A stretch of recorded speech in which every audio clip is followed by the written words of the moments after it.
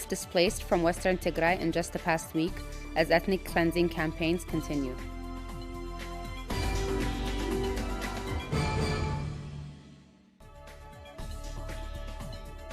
Another wave of mass arrests and torture of Tigrayans by Amhara forces exposed as displacements continue.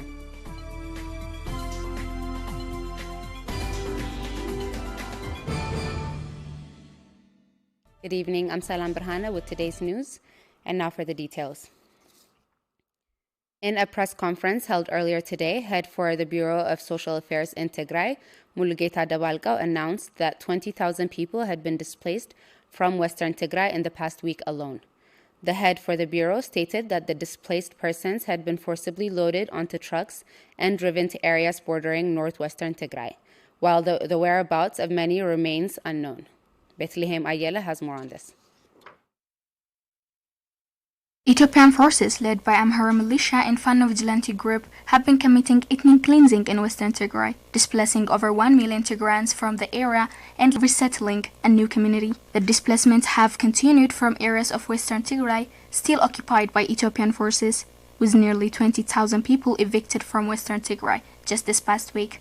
Mulugeta Dabalqaw, head for the Bureau of Social Affairs, says the ethnic cleansing campaign has been intensifying. This is to give you an update on the present situation on western Tigray. In western Tigray, there are new phenomena, new developments. As a continuation of mass eviction, many Tigrinya-speaking people around the cities and rural areas were evicted by buses. Approximately daily there are 30 buses. So once they reach the river, they send them on foot. Mulugeta stated that displaced persons are arriving in Tsalamti, Shararo, and Dedabit, including children under the age of 15, pregnant women, and elderly. But young men between age of 15 to 45, displaced with the same group, had been taken to an unknown location. So the three lines, crossing lines to these IDPs or newly internally displaced people are via Shararo, via Dedabit, and via Tsalamti. The number of the newly displaced, mass evicted people is more than 20,000. It was planned in three categories. The first categories are children less than 50. The other category is age more than 45. So these are elders, pregnant women. The other category is, the youngsters, age above 50 and below 45. Those two categories, the children and the elders, are mostly, they just cross Takaze River and enter northwest zone. The second category, the youngsters, the only thing is we know their status. They are, within the bus. They just move by buses from the towns, but we don't know where they are. Mulugeta urged the international partners to be voice for the voiceless and to investigate the whereabouts of the missing persons. On behalf of the government and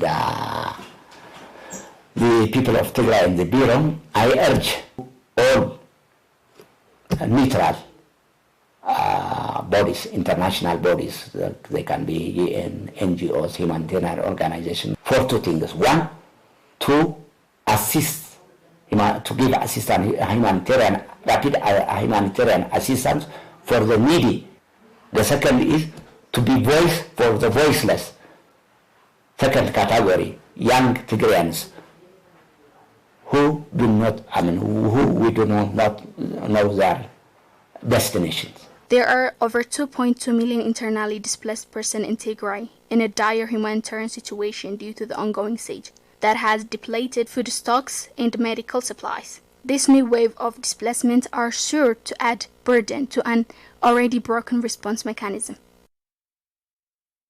In related news, the new wave of displacements from western Tigray have brought with them more harrowing stories about what it's like to be a Tigrayan in western Tigray today.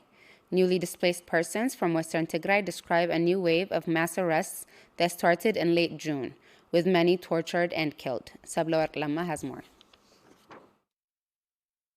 The people of Tigray have faced unspeakable crimes including mass killing and sexual violence by Ethiopian, Eritrean, and Amhara forces. Following the military advancements of Tigray's armed forces, the peace and security in most parts of Tigray have improved. However, in areas in western Tigray still under the control of Amhara forces, human rights violations continue to be the norm, with a new wave of mass arrests being reported. Witnesses and survivors of the atrocities recently released from prison and displaced to northwestern Tigray expressed their despair as follows.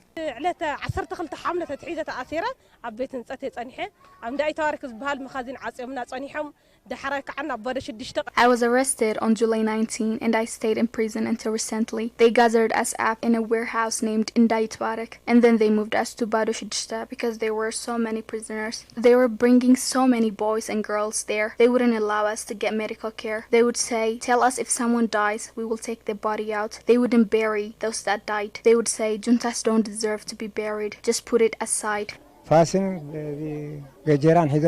were holding axes and machetes and told me to stay still. I did as they ordered. Then they said that I was wanted. They said that I had a weapon, but it wasn't true. I told them that I didn't have a weapon and that they can search my house. They got in and searched the entire house and even dug in many places. They found some money and took it. Then they took me with them and put me in the local administrative office. They beat me real hard. My back has wounds everywhere. I became unconscious and they took me to the prison. Inside the prison, if we tell them that someone is sick, they would say let him die and then we will take the body. Asking for medical care was very difficult. There were some women who had a miscarriage in there and bleeding. They arrested us on July 19 and told us to leave on November 21. The survivors also said that the Amhara forces, in an effort to cover up their crimes from the world, would do horrific things to the bodies of the dead. Members of Amhara Special Forces and Fano Vigilante Group raped 3 women from Humara. One was mentally unstable, the other one just gave birth, and the third woman was a nun. They killed her, finally. They would kill people using machetes. Dogs would bring human skulls, legs, and other body parts. They said that if we leave you dead there, it will be reported by medias, so they chose to throw dead bodies into the Kaza River. They killed countless numbers of people. A man named Aboy Tokola was beaten and fell with me. Then said, throw away this man who is hated by God, in Amharic. Then I saw them throw him away into the road there. There was also a man called Hadush who was beaten and dead a couple of days later in the prison. We begged them to bury him, and I am not sure if they did. I left him there, unburied. They are those kinds of people. They would threaten to kill us if we didn't give them money. We would give them money to leave us and our children alone. We had been doing that for a long time. Bureau of Social Affairs announced today that over 20,000 Tigrayans have been displaced from western Tigray, where Amhara forces have continued their year-long ethnic cleansing campaign. Secretary of State Antony Blinken, through State Department spokesperson Ned Price, expressed grave concerns regarding the current conflict and the need to urgently move to negotiations. Hours after Ethiopian state media reported that Abiy Ahmed was on the front line in Afar leading the Ethiopian army. It is to be recalled that the Ethiopian Prime Minister made the announcement to join the battlefronts within days of former Nigerian President Obasanjo's third visit to Mekelle, that many had hoped would bring parties to the negotiation table. Abel Tsagabu has more. U.S. State Department spokesperson Ned Price expressed grave concern on the part of Antony Blinken concerning the escalating conflict in Ethiopia and the need to urgently move to negotiations. The year-long conflict has seen thousands killed and millions displaced as Abiy Ahmed's government continues to close all doors for negotiation. Last week, African Union Special Envoy for the Horn of Africa, Olusegun Obasanjo, arrived in Tigray's capital Mekelle for the third time to meet with President Debretsion Gebremichael. Olusegun Obasanjo has on repeated occasions expressed his hope hopes for a quick end to the conflict and state the need for the unlimited ceasefire and provision of humanitarian aid to the people in need of emergency assistance. Olusegun Obasanjo attempts at starting a negotiation process between the government of Tigray and Abiy Ahmed's government had received much international acclaim. Regardless, on Monday, Ethiopia's Prime Minister Abiy Ahmed announced that he would be leading the war from the front line, with state-affiliated media releasing a short video of the PM on the front lines on Friday.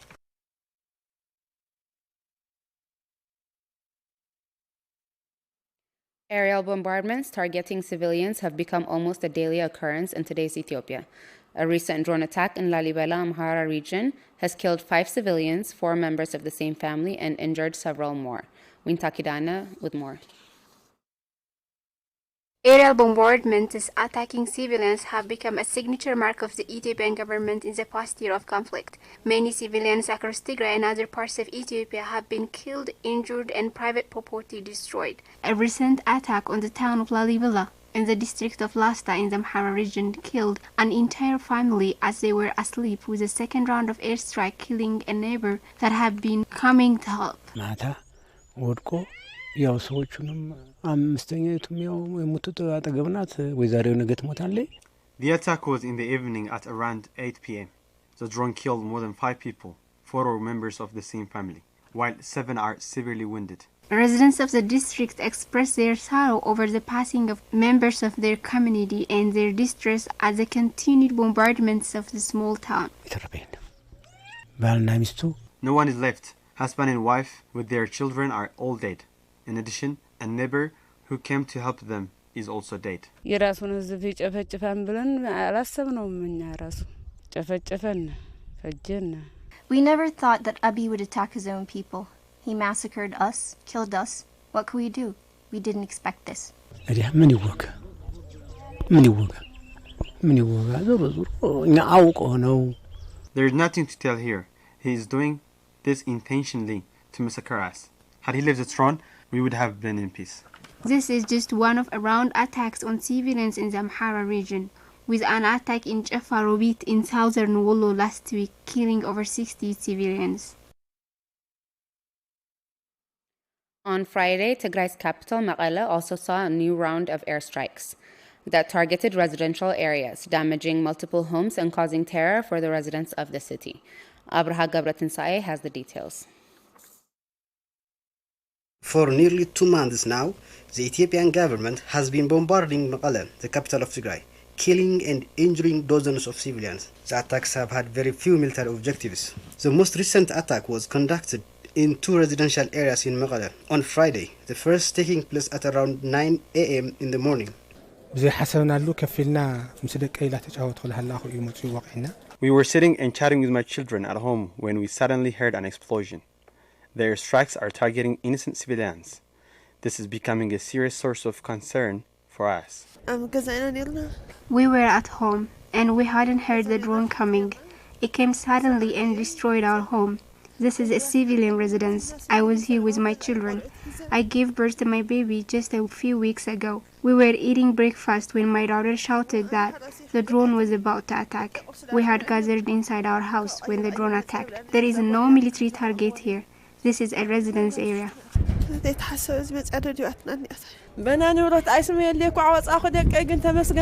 Thanks to God, my children and I survived. I don't care about the properties we've lost. We've survived miraculously by the help of God, our Savior. Thanks to God. This cruel government has come to kill innocent people. I was almost killed with my 5 children, among whom was a 3-month-old baby. May God eliminate this government soon. We have lost our belongings, properties we had worked hard to earn. Residents of the area said that the drone attack was carried out in a densely populated area to target civilians and civilian property. There is nothing here that can be associated to the military. We are civilians. This is a disparate act by the Ethiopian government. The 2 bombardments would have claimed dozens of lives had they landed on people, but luckily most of the people were outdoors. The bombardments have ruined many residents in the area. Buildings have collapsed and doors and windows shattered.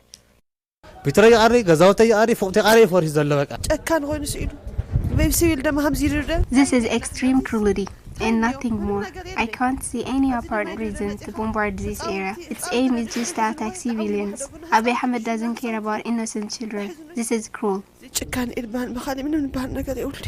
The attack was followed by yet another round of airstrike in the outskirts of Mekelle in the afternoon, but this time using jets and not drones. The war is elsewhere, but the Ethiopian government is carrying out airstrikes on poor civilians, civilian residents and farmlands here. This is a diabolical act. We were home when the explosion happened. Abiy is supposed to confront his counterparts at the war front. I'm an old woman. Had the bombardment landed on the stones over there, nobody would have survived. There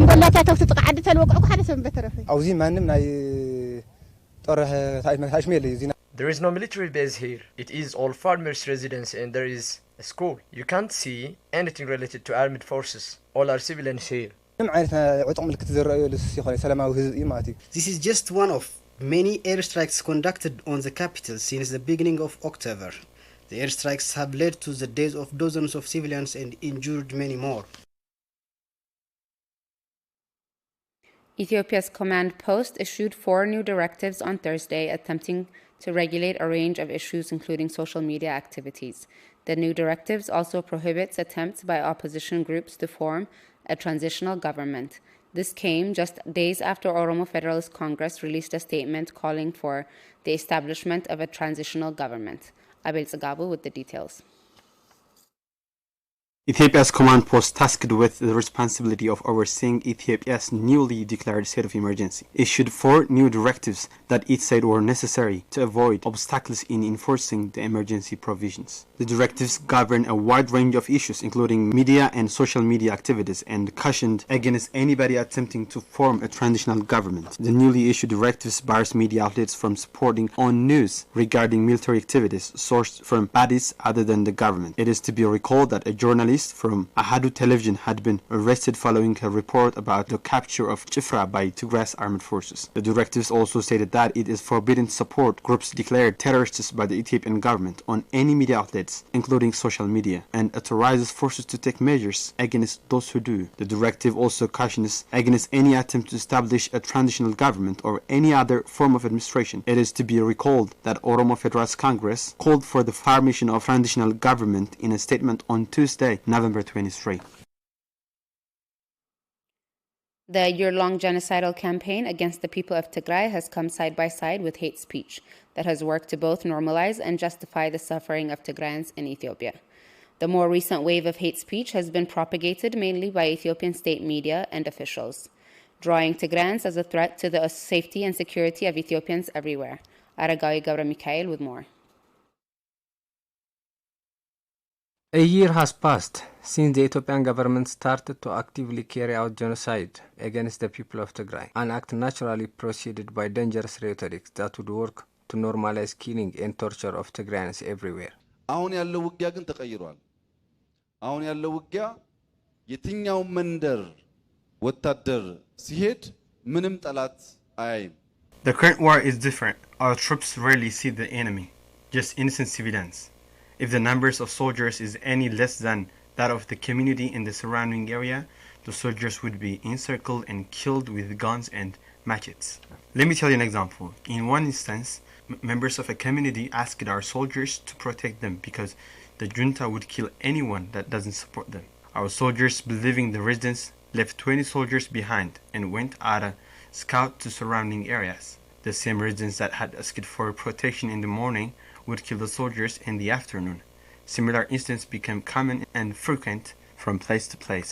This type of dangerous rhetoric designed to make civilians and combatants indistinguishable and encourage collective punishment has been used time and time again by Ethiopian leaders. Former President Mengistu Hailemariam, leader of the former military junta that would rule Ethiopia between 1974 to 1991, would use almost the same exact word. ብዙ ትግል ተደርጓል ብንልም ቅሉ ከጉዳዩ አሳሳቢነትና ከነኚህ ወገኖች መሰሪ አቋም አንፃር Though we have fought tirelessly, it is not adequate considering the maliciousness of this group.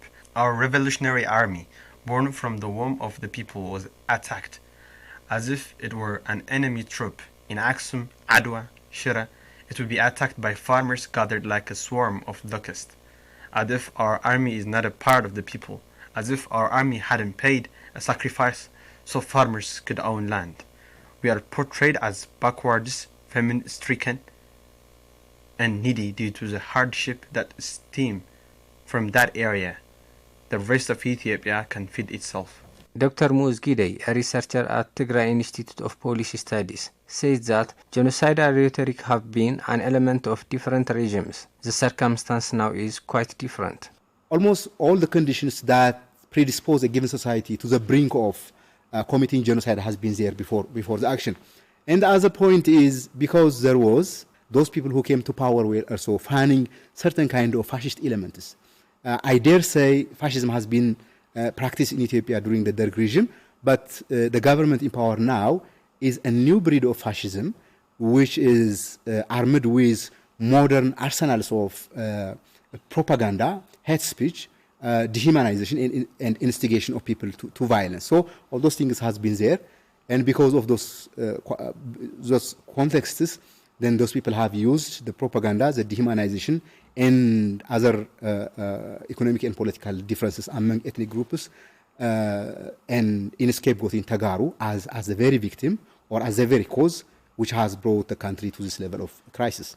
Hate speech disseminated through state and local media against the people of Tigray are highly inflammatory and often call for violence, working to dehumanize the people of Tigray and their elected representatives. This is Daniel Kibrat, advisor of Abiy Ahmed. In this speech, broadcasted on a state media made earlier this year, he compares Tigrayans to Satan and calls for their extermination. እነዚህ ሰዎችና እነዚህን ሰዎች የመሰሉ ሰዎች እንዳይደገሙ ማድረግ ነው። People like them should not be born in this country ever again. From now on, we must make them an allegory of all the bad things. We must brand these people like scaremongers, expellant and beasts when we tell our kids stories about them. We used to tell our kids that if they did a bad thing, an ogre will eat them. Well, the days of an ogre must end. We must tell our kids, they, Tigrayans, will eat you. They must never be born again. They must be obliterated, just from their establishments, but also from the people's consciousness, people's heart, and from the historical record. We must make sure that nothing is left of them, and if maybe in the future anybody wants to study their history, they should dig the ground, but should never find a thing about it. Thus false narratives not only justify atrocities committed against the people of Tigray, but also make them seem necessary. This is Gashaw Mersha, a leader of Amhara National Movement and member of Ethiopia's House of People's Representatives. He portrays all Tigrayans living in different parts of Ethiopia as traitors and calls for their detention. በየከተማው ምሳሌ ከቆቦ ጀምሮ በነገራችን ላይ ከራያ አላማጣ ጀምሮ በቆቦ ወልዲያ In every city, starting from Kobo, Raya, Lamata, Woldia, all the way to Debre Birhan and Debarak, Tigrayans who had been living there for a long time would start to kill their neighbors and cause mayhem whenever they feel TPLF is nearby. The same thing is happening in Kombolcha and Dese. It is the Tigrayans that welcome the invaders. These Tigrayans accumulated wealth in these cities after coming in barefoot. They are abusing the generosity of the people of Amhara and Afar. They should be held accountable for this. There are lecturers at Walla University and hospital, teachers in elementary and high schools, salesmen who owned shops and different businesses that had a link to TPLF. They worked as OPs and helped them target our artilleries and bombarded the city. Finally, they killed our defense force wearing the same uniform. They should be held accountable for this. This type of dangerous speech, said by authorities and disseminated on state media, is yet another indication that atrocities committed in Tigray were deliberate and systematic. Former president of the region Amhara, Agenyo Teshagar, would state that Tigrayans were the enemies of all people in Ethiopia. ይሄ ጠላት እስካልጠፋ ጊዜ ድረስ ከዚህ በኋላ ረፍት የለንም። ይህ ህዝብ የመላ ኢትዮጵያ ህዝብ ጠላት ነው። We can rest from this day on until this enemy is destroyed. These people are the enemy of all Ethiopians. These people are the enemy of the people of Oromo. They are an enemy to the people of Afar, the enemy of the people of Gambela, the enemy of the people of Somalia. We need to continue to fight them. According to data from Global Society of Tigray Scholars and Professionals, over 32,000 Tigrayans have been arbitrarily and indefinitely detained by Ethiopian forces, with the ethnic profiling and abuse of Tigrayans showing a sharp increase since the declaration of a nationwide state of emergency by Ethiopian authorities on November 2, 2021. The war on Tigray and the siege that followed have caused unspeakable suffering, with over 6.3 million people in need of humanitarian aid and many unable to receive necessary medical treatment. Children, mothers, and the elderly have been the most affected, with very few options to address the humanitarian disaster that has inflicted Tigray. Sablowerk Lamma has the details. Following the war, there are over 6.3 million people in dire need of urgent food aid and over 1 million people living in famine-like conditions in Tigray. Hiyab Takein and El Shalom Takein are orphans living in Magala. They used to get support from neighbors, charity organizations, and aid workers before the war broke out on November 2020. However, since the war and the siege that followed, they are unable to get food aid or other essentials. We are now in difficult situation. It's just me and my brother and no one else. There is no one else to help us. We are orphans. Our neighbor does what she can. She comes and cooks for us sometimes.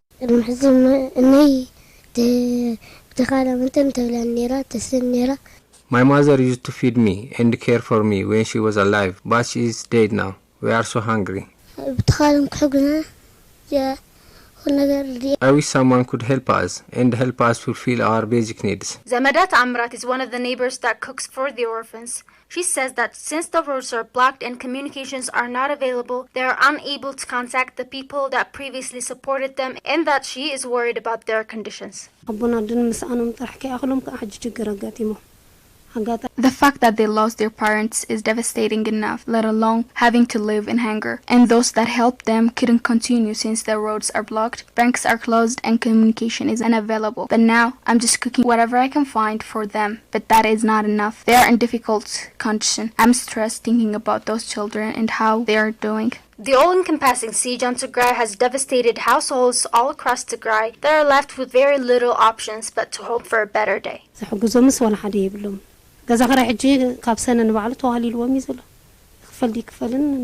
no one to help them. For example, they haven't paid the house rent since June, and I'm not sure if it will ever be paid. Everyone in Tigray is in a similar situation, but we need to help each other as much as we can to survive. According to the UN OCHA, only 15% of the needed aid trucks have entered, with an estimated of 282 trucks needed to enter Tigray every day.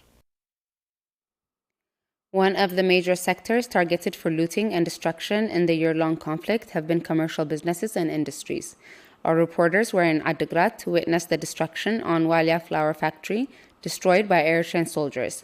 The factory had created countless job opportunities and hopes for a better future. Meron Yamana has more.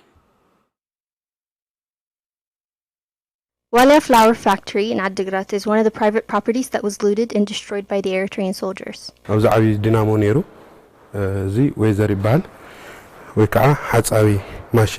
This machine is called a wheater. It used to wash the wheat until the Eritrean soldiers took the motor off the machine. Here in this row there was also rotating steel that was used for cleaning. They took that as well. This is also part of the machine. Right up here there was a motor. They also took that. And here they also took the big motor from down here. All these parts that you can see right here contained motors like that over there. In general, there were 8 motors. This part had the biggest motors that handles over 14 horsepower. Now out of the 8, we are only left with 3. All the other parts were destroyed. There was also this kind of wheel on the machines on the outside that was also taken. And there was part called checker at the top that was basically used as a sieve for the floor. They took all the parts of that. Not only that, but there are missing equipments from the board as well. This factory created a job opportunity for over 50 people and had an important role to play in reducing unemployment while promising development for the surrounding community. But it's now completely out of service. Funot Haila, owner of the Walia Flour Company, says he has lost a property with an estimated worth of over 17 million. ናይ መወዳእታ ፕሮዳክሽን ትፊኖ ተጣሒኑ ተወዲዩ አውዝ ካብ አከማችን አይና እንትንሎ ነርና After the flour is grind, the last process is packing and storing. This used to be the storage unit. And as you can see, the storage room is empty since the whole factory has gone out of service. Those people over there used to be employees of the factory. Now they are jobless. To this day, we have not been able to find a solution. Even if we attempted to repair these machines, it would require expertise that are not readily available in Tigray. Finot stated that while he was devastated by the level of destruction, he is still hopeful in the spirit of the people of Tigray to